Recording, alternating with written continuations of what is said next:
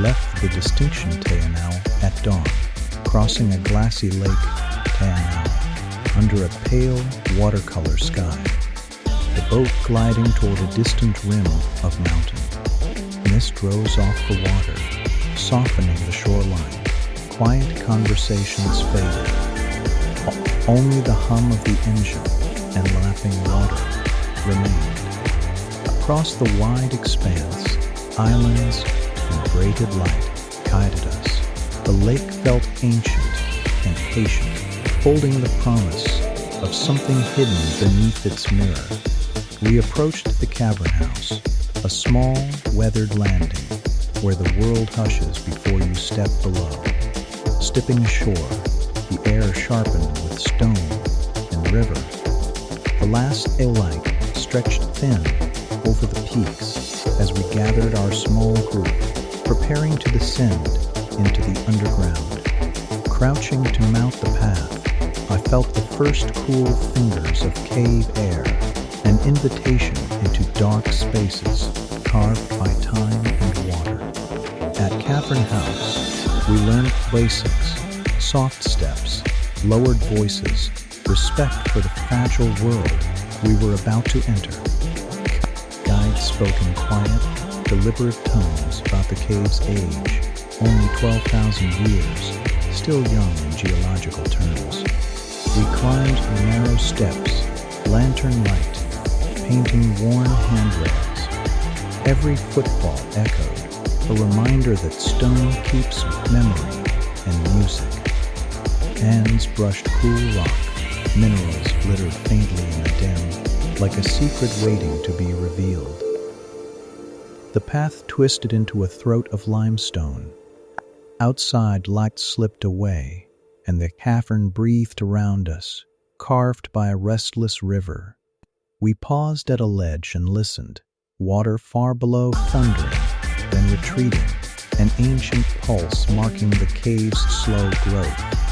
The tunnels unfurled, sculpted walls, scalloped chambers, surfaces polished by time into soft, luminous textures.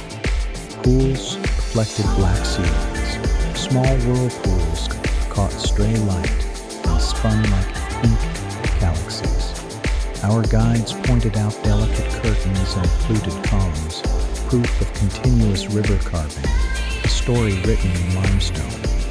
We crouched, bent, and navigated narrow stairways, every step a slow negotiation with the cave's patient geometry. Occasional shafts of filtered daylight marked shallow entrances, then dissolved into perpetual dusk as we followed the sound of moving water. The cave's temperature held us in cool suspension. Breaths came out in soft clouds under the low mineral scent.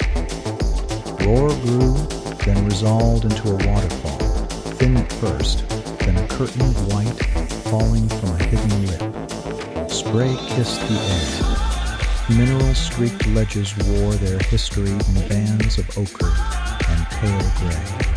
We watched whirlpools carved into bowls, rock spirals turned by persistent water, a choreography played over millennia. Stalactites and stalagmites framed our path like a cathedral of stone, quiet and monumental. Close to the cascade, the sound filled the chamber, light fractured in falling droplets, and the cave seemed almost alive with motion.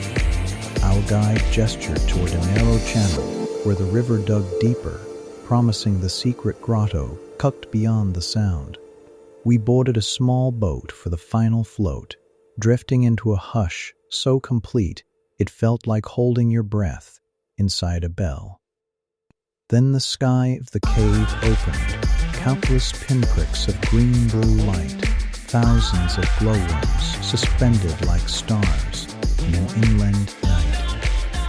I watched in absolute silence as the glowworm constellations shimmered overhead, each tiny lantern pulsing with slow, bioluminescent rhythm. Back at the landing, the world outside felt different, brighter, more ordinary, yet imprinted with the cave's slow, luminous memory.